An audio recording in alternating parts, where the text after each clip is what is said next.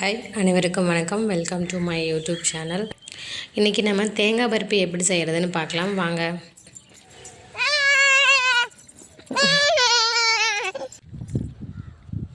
இதில் பார்த்திங்கன்னா சார் பேச ஆரம்பிச்சிட்டாரு. அதுதான் வீடியோவில் காமிச்சிருக்கேன். எங்களுக்கே ரொம்ப ஆச்சரியமாக இருக்குது. இந்தளவுக்கு பேசுவார்னு நினைக்கல. என்ன பண்ணி தர்றது? என்ன பண்ணி தர்றது? எதுக்கு எதுக்கு தண்ணி? எது? நான் இப்போ தேங்காய் பருப்பி செய்கிறதுக்கு 3 தேங்காய் எடுத்திருக்கேன் 1 கிலோ சர்க்கரைக்கு. நீங்கள் பெரிய தேங்காவாக இருந்தால் 2 தேங்காய் எடுத்துக்கோங்க. கொஞ்சம் சின்ன சைஸ் அப்படின்னா நீங்கள் 3 தேங்காய், அதாவது 6 மூடி நீங்கள் எடுத்துக்கலாம். நீங்கள் இதில் ஃபஸ்ட்டு கவனிக்க வேண்டியது என்னென்னா, தேங்காய் எப்படி சூஸ் பண்ணுறீங்கன்னு அப்படின்னு. ரொம்ப இதாக இல்லாமல் ஓரளவுக்கு வரக்காய்க்கு எண்ணெய் ஆட்டுறதுக்கு முன்னத்த ஸ்டேஜுன்னு சொல்லுவாங்க, அந்த மாதிரி நீங்கள் செலக்ட் பண்ணிங்க அப்படின்னா தான் இதோட டேஸ்ட் அப்புறம் கன்சிஸ்டன்சி எல்லாமே நல்லா வரும். அதனால் அந்த மாதிரி செலக்ட் பண்ணிக்கோங்க. இப்போ நான் எடுத்திருக்க மெஷர்மெண்ட் பார்த்தீங்க அப்படின்னா 5 மூடி காய், அதாவது 2.5 காய் நான் எடுத்திருக்கேன். நீங்கள் உங்களுக்கு 3 காய் கூட நீங்கள் போடுறதுனா நீங்கள் போட்டுக்கலாம். நல்லா பேன் சூடானதும் தேங்காய் எல்லாம் போட்டு நான் ஃபஸ்ட்டு ட்ரை ரோஸ்ட் பண்ணிக்கிறோம். இது தேங்காய் கோல்டன் மெரூன் கலர் ஆகிற வரைக்கும் நீங்கள் ட்ரை ரோஸ்ட் பண்ணணும். நல்லா உதிரி உதிரியாக வரணும்.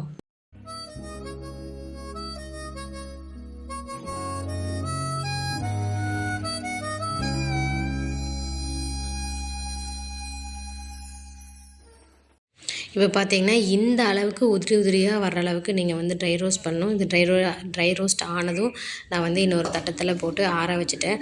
அடுத்து இன்னொரு போர்ஷன் இருக்குது, அதையும் இதே மாதிரி நல்லா கோல்டன் ப்ரௌன் ஆற வரைக்கும் ட்ரை ரோஸ்ட் பண்ணிக்கிறேன்.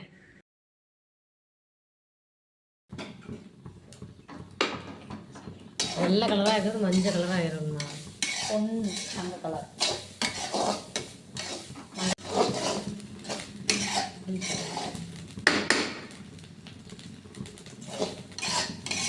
இப்போ பார்த்தீங்கன்னா செகண்ட் போர்ஷனும் நல்லா கோல்டன் ப்ரௌன் கலர் ஆகிற வரைக்கும் ட்ரை ரோஸ்ட் பண்ணியாச்சு. இப்போ அதையும் தட்டத்தில் மாற்றி 2ஐயும் நல்லா ஆற வச்சுக்கணும். அடுத்து நம்ம பாகு காய்ச்ச போகிறோம். அது எப்படின்னு பார்க்கலாம். இப்போ நல்லா பரப்பி விட்டு தட்டத்தில் ஆற வச்சுட்டேன். நெக்ஸ்ட் பாகு காய்ச்சலுக்கு ஒரு பேன் எடுத்திருக்கேன். பேனுக்கு 1 கிலோ சர்க்கரை எடுத்திருக்கோம். இதுக்கு நீங்கள் இனிப்பு சாப்பிடுவீங்க அப்படின்னா இன்னும் கொஞ்சம் அதிகமாக கூட சேர்த்து போட்டுக்கலாம்.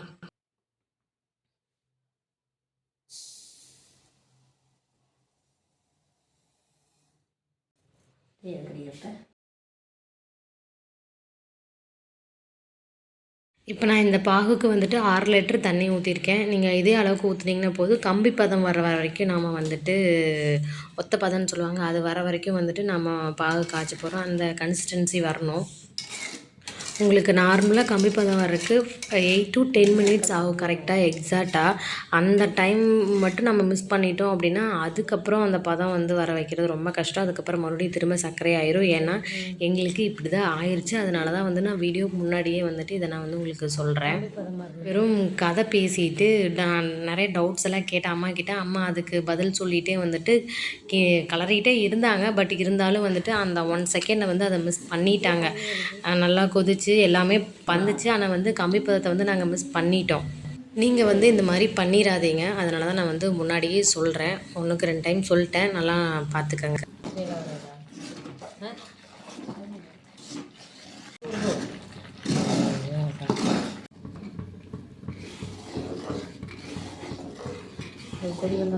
நான் இந்த ஸ்டேஜில் 8 ஏலக்காய் நல்லா பேன் வச்சு ட்ரை ரோஸ்ட் பண்ணிவிட்டு அதை தட்டி சேர்த்துருக்கேன். ஆக்சுவலாக இதை மிஸ் பண்ணது. இது என்ன ஆச்சுன்னா மறுபடியும் சர்க்கரையாகவே மாறிடுச்சு. நாங்கள் மறுபடியும் கொஞ்சம் தண்ணி சேர்த்து நல்லா கொஞ்சம் இலக்கி அந்த இதுக்கு கஷ்டப்பட்டு கொண்டு வந்தோம். வருமா வராதா அப்படிங்கிற கன்ஃபியூஷன் நிறையா இருந்தது. அதுக்கப்புறம் வறுத்து வச்ச தேங்காய் எல்லாம் போட்டு நல்லா கிளறிட்டோம். இந்த ஸ்டேஜில் நீங்கள் இன்னொரு ஆள் ஹெல்ப்புக்கு வச்சுக்கோங்க. ஏன்னா அப்படின்னா இது கட்டி மாதிரி ஆயிரும். அவங்க போட இன்னொரு ஆள் கிளறிட்டே இருந்தால் மட்டும்தான் இது நல்லா வரும்.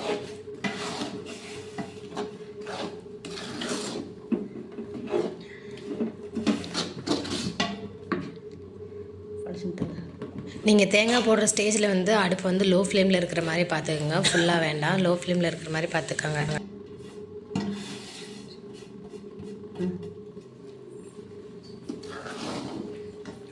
தேங்காய் பருப்பு பதிலாக தேங்காய் பொடி பதிலாக மாறும்.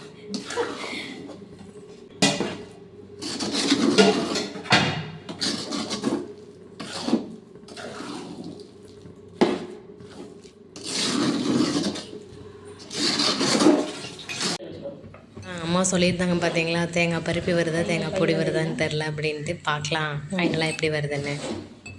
நான் நெக்ஸ்ட்டு வந்து 2 பிளேட்டில் வந்துட்டு லைட்டாக எண்ணெய் தடவி ஒட்டாமல் வரணும்ல, அதுக்காக லைட்டாக எண்ணெய் தடவி வச்சுருந்தேன்.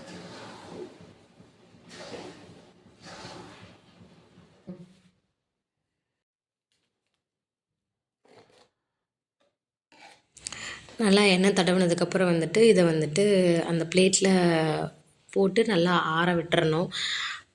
நல்லா பருத்தி விட்டு நல்லா ஆற விட்டீங்க அப்படின்னா வந்துட்டு தேங்காய் பருப்பியாக வருதா தேங்காய் பொடியாக வருதான்னு தெரில, அதுக்கு தான் வெயிட் பண்ணிகிட்ருக்கோம்.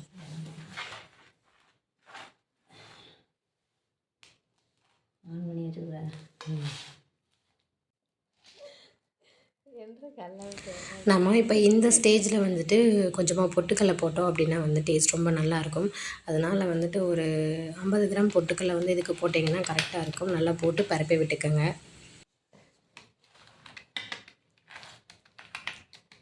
கொஞ்சம் ஒன்று பின்னாடி கட் பண்ணி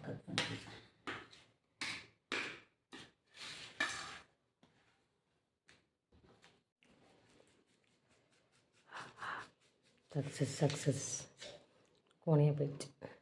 நல்லா பிளேட்டில் ஊற்றி ஆறுனதுக்கப்புறம் வந்துட்டு நீங்கள் லைட்டாக சூடாக இருக்கும்போதே வந்துட்டு கட் பண்ணிக்கிட்டீங்க அப்படின்னா, கீத்தல் போட்டு வச்சிங்க அப்படின்னா தான் வந்துட்டு கடைசியாக ஆறுனதுக்கப்புறம் வந்து எடுக்க முடியும், இல்லைன்னா எடுக்க முடியாது. அதனால் நாங்கள் வந்துட்டு எங்களுக்கு வேணுங்கிற ஷேப்பில் வந்துட்டு நாங்கள் கட் பண்ணிட்டோம். அப்படியே ஊற்றிடுவீங்களா? ஒரு 10 மினிட்ஸ்க்கு அப்புறம் வந்துட்டு நல்லா ஆறிடுச்சு. ஆறுனதுக்கப்புறம் வந்து இதை வந்து இன்னொரு பிளேட்டில் வந்துட்டு கமுத்தும் போது வந்துட்டு தேங்காய் பருப்பி வந்துருச்சு ஒரு வழியாக. நான் எக்ஸ்பெக்டே பண்ணல. பட் ஆனால் தப்பாக பண்ணாலும் கரெக்டாக பண்ணிட்டோம் அப்படின்னு ஒரு சாட்டிஸ்ஃபை 2 பேர்த்துக்குமே வந்துட்டு கண்டிப்பாக வந்துருச்சு. பதம் மட்டும் மிஸ் பண்ணிட்டோம். நான் இன்னொரு வீடியோவில் கண்டிப்பாக வந்துட்டு அந்த கம்பி பதத்தை வந்து காமிச்சு நான் உங்களுக்கு நான் போடுறேன். ஏன்னா செஞ்சு ரொம்ப வருஷம் ஆனங்காட்டி அவங்க வந்து மறந்துட்டாங்க. ஃபைனலாக தேங்காய் பருப்பு வந்து நல்லாவே வந்துடுது. டேஸ்ட்டும் நல்லா இருந்தது. நீங்கள் ட்ரை பண்ணி பாருங்கள். இந்த வீடியோ உங்களுக்கு பிடிச்சிருந்துன்னா லைக் பண்ணி, ஷேர் பண்ணி, சப்ஸ்கிரைப் பண்ணுங்கள். கமெண்ட்டில் இந்த வீடியோ எப்படி இருக்குங்கிறதைய எனக்கு தெரியப்படுத்துங்க. தேங்க்யூ ஃபார் வாட்சிங்.